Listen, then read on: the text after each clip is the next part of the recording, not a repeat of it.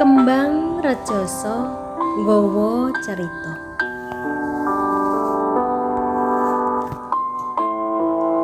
Nalika Kembang Rejasa nggawa cerita, lumakune dina ora bisa disigek mandheg.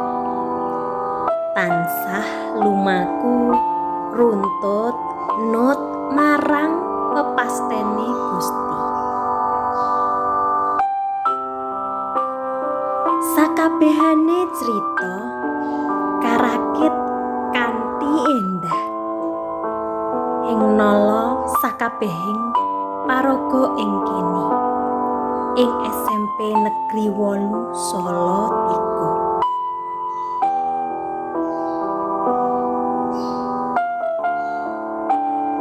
3. Kelangan iya nanging ya kudu rila merga ora bisa endo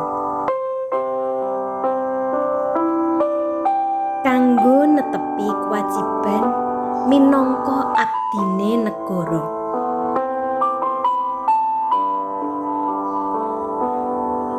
Maneka warna donga kaucap sok sakwise dina iki ing kono bisa cerita, ing kene uga bisa dadi cerita. Ceritane awake dhewe bebarengan gegandengan mawujudake gegayuhan.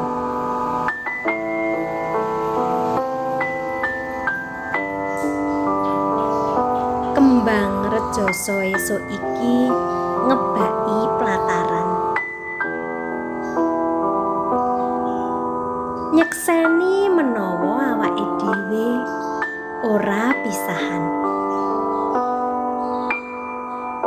nanging mung srana netepi jejibahan.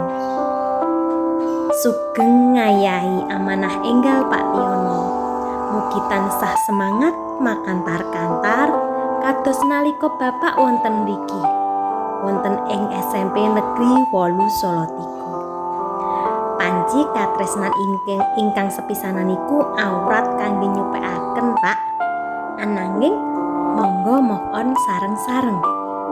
Mirsani ngajeng kanthi bagya mulya, mirsani wingking kanthi esem mujiwan.